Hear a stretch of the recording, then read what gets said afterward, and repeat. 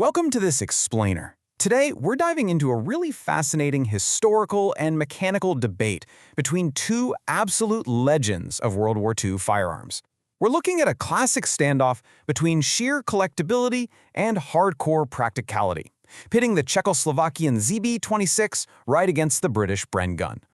So, we're faced with a brilliant conundrum today. I want you to just think about this for a second. If you were forced to choose between preserving a completely pristine museum piece that represents a unique snapshot in time, or running a superior, highly evolved tool that was literally designed to be pushed to its absolute limits, which one are you picking?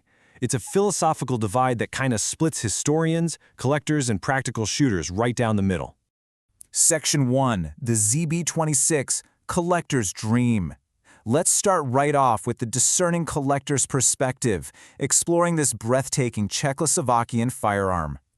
Now let's look at this specific Czech ZB-26, serial number 1347.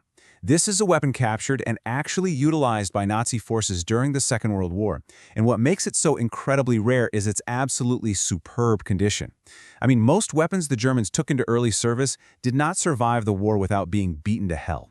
Yet somehow, this piece looks like it spent the entire conflict just sitting safely in a box, totally avoiding the harsh realities of combat wear and tear. You know, for a serious collector, the driving philosophy is pretty simple.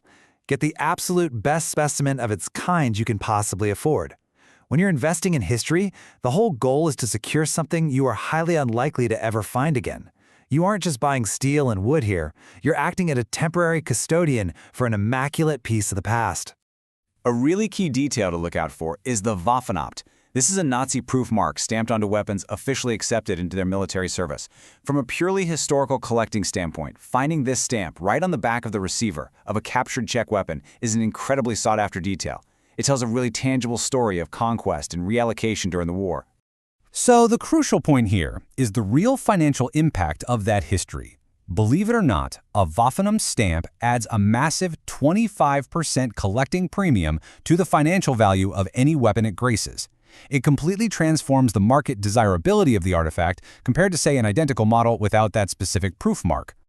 But beyond the physical condition and the markings, this piece has incredible provenance. It originally came from a highly discerning collector whose wife is actually fourth in the Romanov line of succession. Crazy, right?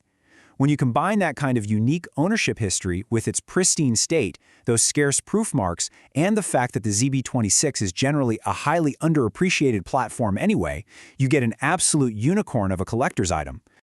Moving on to Section 2, the Bren, Superior Firing Platform. Okay, let's flip to the other side of the debate and look at the practical shooter's choice.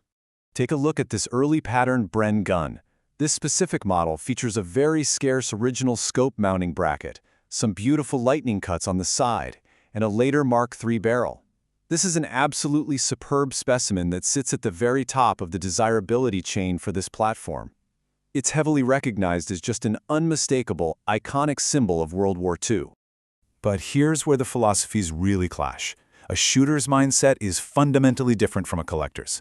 I mean, if you have a pristine museum-grade ZB-26, you're going to be incredibly reticent to risk scratching it up in a dusty Desert 2-gun match. But the Bren? The Bren is built to be experienced, run hard. Scratches just add character to a machine that was quite literally designed to be taken out and shot a bunch. Basically, the British took the ZB-26 platform and spent a solid decade improving it. Those 10 extra years of mechanical development resulted in a heavily evolved, incredibly robust system.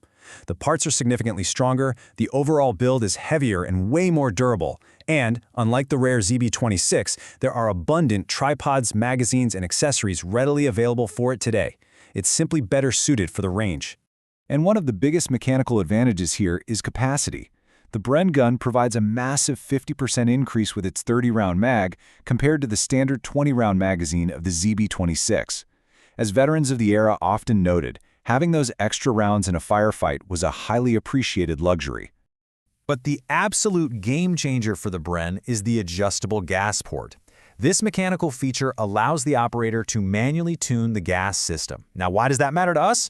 Well, it allows the gun to flawlessly cycle different weights of ammunition, making it an infinitely superior firing platform across a whole variety of modern shooting conditions.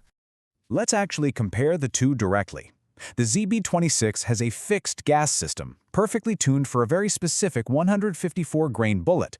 If you decide to shoot heavier ball ammo through that fixed system, the gun becomes overgassed. It'll function, sure, but you're going to wear out the internal parts of that priceless artifact much faster.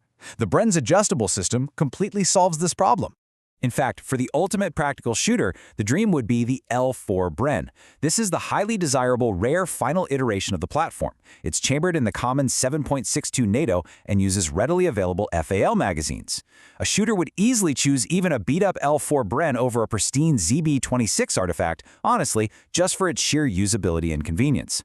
Section 3. Collectability versus practicality. Let's pit these two directly against each other to see how the philosophy dictates the value. It all boils down to these core differences. Are you driven by a discerning collector's mindset, valuing a 20-round, fixed system artifact meant to be displayed and preserved? Or are you a practical shooter who wants a 30-round, versatile, adjustable machine meant to be taken out, shot, and fully experienced?